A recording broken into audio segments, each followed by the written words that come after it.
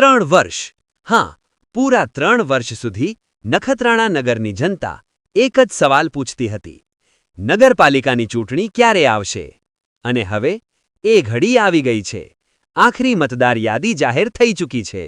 રાજ્ય ચૂંટણી આયોગનો આખરી આદેશ પણ બહાર પડી ગયો છે. અને હવે નખત્રાણા નગરપાલિકાની પહેલી ચૂંટણીનો રસ્તો સાવ ખુલ્લો. નમસ્કાર, બોર્ડર ન્યૂઝ કચ્છમાં આપનું સ્વાગત છે. રાજ્ય ચૂંટણી આયોગે નખત્રાણા નગરપાલિકાની વોર્ડોની રચના, સીમાંકન તથા બેઠક ફાળવણી અંગેનો આખરી આદેશ 29 જાન્યુઆરીના બહાર પાડી દેતા નગરપાલિકાની પ્રથમ બોડીની રચના માટેનો માર્ગ મોકળો થયો છે. નખત્રાણા, નખત્રાણા નાના, બેરુ, વિરાણી મોટી, વિરાણી નાની અને સુખપર વિરાણીના વિસ્તારને સમાવિષ્ટ નખત્રાણા નગરપાલિકાની 25,668ની વસ્તીના 7 વોર્ડ માટે 28 બેઠકો જાહેર કરવામાં આવી છે, જેમાં અનુસૂચિત જાતિ માટે 4, પછાત વર્ગ માટે 8 અને બિન અનામતની 16 બેઠકનો સમાવેશ થાય છે. દરેક વર્ગની 50% બેઠકો સ્ત્રીઓ માટે અનામત રાખવામાં આવી છે.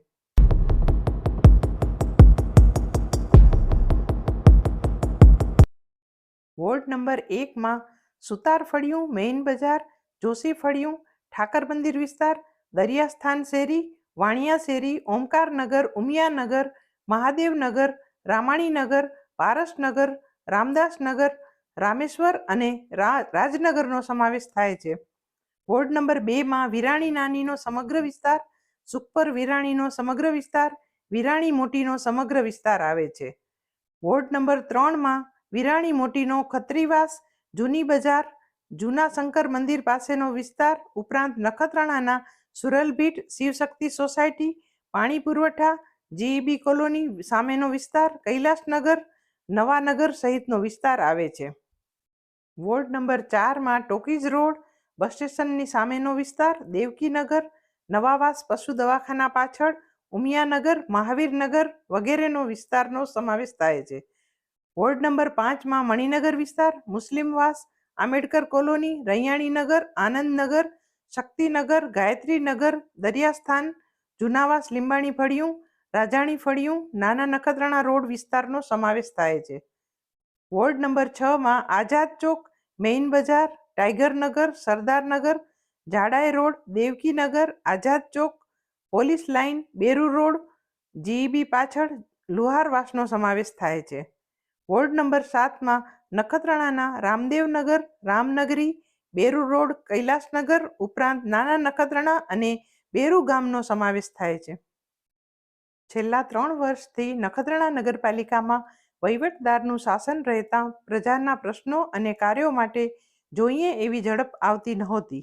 હવે 2-3 મહિનામાં જ ચૂંટાયેલી બોડી આવશે એ સમાચાર માત્રથી નખત્રાણા નગરવાસીઓએ રાહતનો શ્વાસ લીધો છે. નમસ્કાર વેલાભાઈ. નમસ્કાર સાહેબ, નમસ્કાર. હવે નાના નખત્રાણા છે એ નખત્રાણા પંચાયતમાં હતું એટલે નગરપાલિકામાં આવ્યું. તો હવે એ નગરપાલિકામાં આવવાથી નાના નખત્રાણાના રહીશોને કેવી લાગણી થાય છે?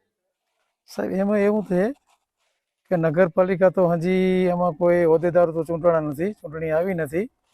અને ફાયદા તો જે સાસે ત્યારે ખબર પડશે. અત્યારે તો અમુક કર્મ ને એ બધું દેખાય તો બધું ઘણું બધું વધારે દેખાય છે. પાછળ તેનું પરિણામ તો જે આવે તે, પણ એવું જણાય છે કે ગ્રાન્ટો બહુ મોટી આવશે અને વિકાસ બહુ થશે નખત્રાણાનો, એવું કહેવામાં આવે છે. પણ એ થાય ને દેખાય ત્યારે સાચું એમ નહીં, પણ ગામ લોકો તો રાજી છે ને?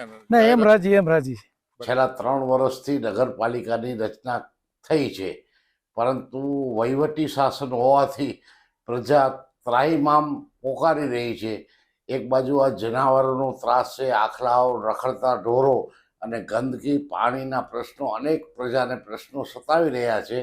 પરંતુ હવે આશા જાગી છે કે નગરપાલિકાની ટૂંક સમયની અંદર આ ચૂંટણી થશે અને પ્રજાના પ્રતિનિધિઓ ચૂંટાશે તો સામાન્ય પ્રજા એમના પ્રતિનિધિ અને પોતાના પ્રશ્નો રજૂ કરી શકશે એવી આશા સેવાઈ રહી છે.